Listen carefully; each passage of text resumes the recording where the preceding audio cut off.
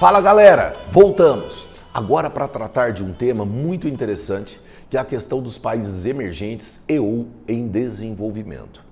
Essa temática ela é recorrente nos nossos vestibulares, porque envolve países como o Brasil, a Argentina, o México, o Chile, ou ainda países na Ásia, como a Índia, ou mesmo países como a China, que apesar de ser a segunda maior economia do planeta, é um país cujo desenvolvimento urbano industrial ele é relativamente recente. Ele tem suas origens lá no contexto dos anos 70 para os anos 80.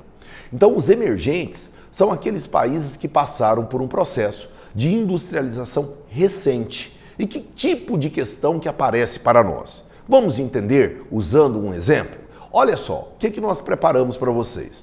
Nós trouxemos aqui um trecho de uma entrevista, tá? Do senhor Wilson Cano, onde o questionamento é bastante objetivo. Olha o que ele pede. Poderia nos explicar as razões e a forma com que a crise de 2008 saiu dos países desenvolvidos e agora atinge as economias emergentes? Resposta. Wilson Cano nos diz a predominância do capital financeiro nas relações econômicas internacionais. A política neoliberal e a globalização ampliaram, sobremodo, a internacionalização das grandes empresas e bancos transnacionais, sobretudo os norte-americanos. Com a adoção das políticas neoliberais, a maioria dos países foi fortemente afetada por aquela internacionalização que contaminou sua finança privada e pública, deteriorando suas economias. O que ele nos traz então? Olha o questionamento. Nessa resposta, o economista Wilson Cano expressa uma visão crítica e controversa bastante comum sobre as relações entre as sociedades no mundo contemporâneo. O que pode ser dito sobre ela? Então é um questionamento. O que você precisa ter em mente primeiro? Você entendeu o texto? O que ele está me dizendo? Uma insistência que nós temos. Qualquer exercício que você vai fazer, o preponderante é entender o enunciado. É necessário absorver, pensar esse enunciado. Porque ele está falando para nós de neoliberalismo, de globalização e de internacionalização produtiva. Então, o que ele quer? Ele quer saber se eu compreendo a essência dessa discussão. E aí ele me traz uma série de alternativas. Observe, letra A, o economista caracteriza o período da chamada globalização, olha, vamos circular, como uma época de liberações indevidas das ações das grandes empresas e do sistema financeiro no espaço mundial, de modo que os países sofreram prejuízos em suas condições econômicas. Item B, o autor entende que o fato dos países desenvolverem relações nessa era da globalização quer dizer internacionalizar suas políticas internacionais e financeiras. É extremamente prejudicial, grifa o termo, para países pobres que melhor viveriam se estivessem, olha o outro termo, isolados. Olha o item C. Pode-se interpretar seu pensamento como o de alguém que vê vantagens na predominância do capital financeiro no mundo global, pois os países pobres poderiam revitalizar suas economias aproveitando esse financiamento para uma industrialização autônoma, algo que o neoliberalismo não permite. Item D, o autor se refere ao modelo neoliberal de relações entre os países e as empresas, inclusive o sistema financeiro, que liberou os países de suas grandes dívidas, indicando um horizonte de maior crescimento econômico para cada um. Então, o que você deveria pensar aqui? Vamos por partes. Você observou o que nós grifamos e circulamos?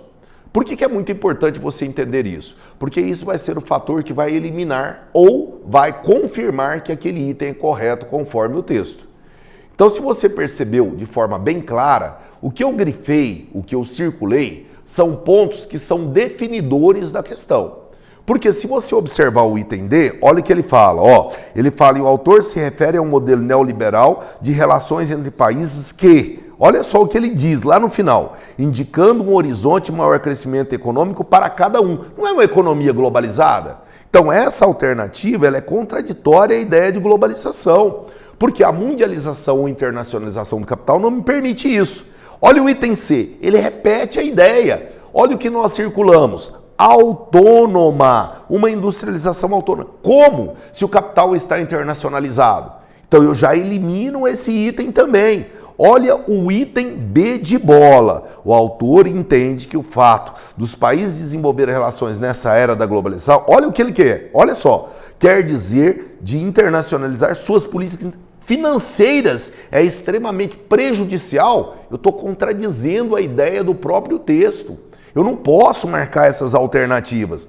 Automaticamente a minha conclusão é o quê? Letra A de anomalia. Por quê, pessoal? Porque na prática ele está me falando disso aqui, ó, da atuação das holdings. As empresas que se fundem por meio de fusões ou megafusões, fazem surgir um grupo administrativo que vai administrar um conglomerado industrial. O que a holding produz? Nada. A holding, na verdade, ela tem um papel administrativo, que pode ser de um grupo empresarial de um mesmo setor ou de setores diferentes. De forma técnica, é um mecanismo para burlar leis anticartel, leis antitrustes. Para quê? Para que eu possa exercer o controle do mercado. O que é a internacionalização dessas empresas? É a fusão de uma empresa de capital belga com uma empresa de capital do Brasil. Uma empresa de capital canadense com uma empresa de capital do Brasil. Quem que te lembra isso? A Bembev, uma das maiores empresas transnacionais do Brasil, que atua no mercado de cervejas gelada. Que delícia! Você tem Antártica, você tem Brahma, você tem Skol, você tem cervejas especiais como a Estelinha, mas é do mesmo grupo empresarial. É uma holding, é uma internacionalização de capitais para atuar no mercado global. Você se perdeu? Você não entendeu? É porque você não assistiu nossa aula teórica sobre o tema. Vai lá, globalização e elementos da globalização. Vai lá no nosso canal. Tudo para você. Eu te aguardo. Grande abraço.